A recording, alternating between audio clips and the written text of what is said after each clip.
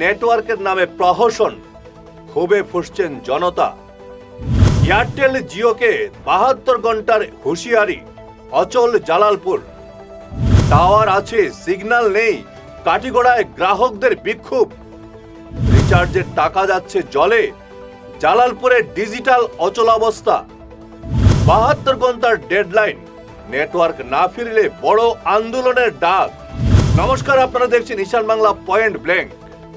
একদিকে 5G বিপ্লব আর digital ইন্ডিয়ার জয়গান, আর অন্যদিকে কাছাড়ের পশ্চিম কাটিগড়া সংলগ্ন জালালপুর এলাকার এক রূঢ় বাস্তবতা।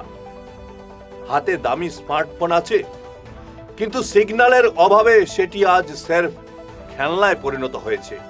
বিশেষ করে এয়ারটেল এবং জিওর মতো টেলিকম সংস্থাগুলোর পরিষেবা নিয়ে ক্ষোভে ফুঁসছেন স্থানীয় গ্রাহকরা।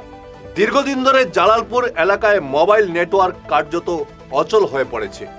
গ্রাহকদের অভিযোগ, এলাকায় টাওয়ার থাকা সত্ত্বেও কল ড্রপ এখন নিত্যদিনের সঙ্গী।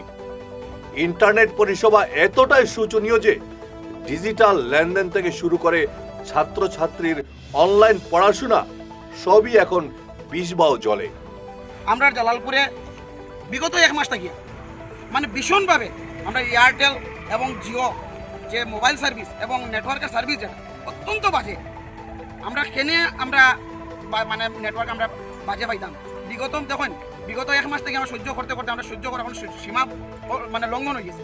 বিগত 3 দিন থেকে তো সন্ধ্যা 8টার পর থেকে নেটওয়ার্ক পাওয়া যায় না। আজকে এখানে দেখুন জালালপুর বিপিএসসি আছে, এখানে ইন্ডিয়ান ব্যাংক আছে, নেটওয়ার্কের অনেক দরকার আমরা এখানে। স্থানীয়দের প্রশ্ন, মাস গেলেই যেখানে চড়া হারে রিচার্জের টাকা কেটে নেওয়া হচ্ছে, সেখানে ন্যূনতম পরিষেবা দিতে এই সংস্থাগুলো অনীহা কেন? এই চরম অব্যবস্থার প্রতিবাদে আজ রাস্তায় নেমে বিক্ষোভ প্রদর্শন করলেন এলাকার বিক্ষুব্ধ গ্রাহকরা।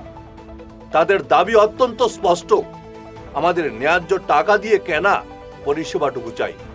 টেলিকম কর্তৃপক্ষকে এবার 72 ঘন্টার চরম সময়সীমা বা আলটিমেটাম দিয়েছেন বাসিন্দারা। কিন্তু দেখা যায় কিনা দিনে তো নেটওয়ার্ক থাকেই না, সন্ধ্যার পরে 8টার পরে নেটওয়ার্ক যায় গিয়া। এয়ারটেল আর জিও কর্তৃপক্ষরে কিনা কইবা? আমরা এয়ারটেল জিওর কর্তৃপক্ষের ওটাই হইমু আগামী 72 ঘন্টার ভিতরে আপনারা যা সার্ভিস যদি ঠিক না হয়, আমরা পাবলিকের তরফ থেকে যদি কোনো অপ্রীতিকর ঘটনা ঘটে, এটা লাগে দায়ী থাকবো জিও এবং এয়ারটেল। কারণ মানুষের সীমা সহ্যের একটা সীমা আছে। একটা রিচার্জ করতে গেলে এখন এয়ারটেলও সেম, জিও সেম, 349 টাকা ভরতে লাগে। তখন তো 349 টাকা যদি 345 টাকা ভরা হয়, তাহলে আর তুমি রিচার্জ করতে পারতে। আর 349 বললাই যদি 15 দিন নেটওয়ার্ক নাই, 15 দিনও নেটওয়ার্ক নাই। আগামী 3 দিনের মধ্যে পরিস্থিতি স্বাভাবিক না হলে বৃহত্তর আন্দোলনের হুঁশিয়ারি দেওয়া হয়েছে। এই নেটওয়ার্ক বিপর্যয় নিয়ে আমরা সংশ্লিষ্ট টেলিকম সংস্থাগুলোর প্রতিক্রিয়া জানার চেষ্টা করছি। তাদের বক্তব্য পাওয়া গেলে আমরা অবশ্যই দর্শকদের জানাবো। তবে প্রশ্ন থেকেই যায়, পরিষেবা ব্যাহত হলেও কোম্পানিগুলো কি গ্রাহকদের এই লোকসান পুষিয়ে দেবে? এখন প্রশ্ন আপনাদের, আপনার এলাকায় নেটওয়ার্ক পরিষেবা কেমন? রিচার্জের মূল্য বৃদ্ধি হলেও কি আপনারা সঠিক পরিষেবা পাচ্ছেন? আপনাদের অভিজ্ঞতা আমাদের কমেন্ট বক্সে লিখে জানান। জনস্বার্থে আপনাদের প্রতিটি মন্তব্য আমাদের কাছে গুরুত্বপূর্ণ। চোখ রাখুন ঈশান বাংলার পর্দায়, দেখতে থাকুন ঈশান বাংলা পয়েন্ট ব্ল্যাঙ্ক। ধন্যবাদ।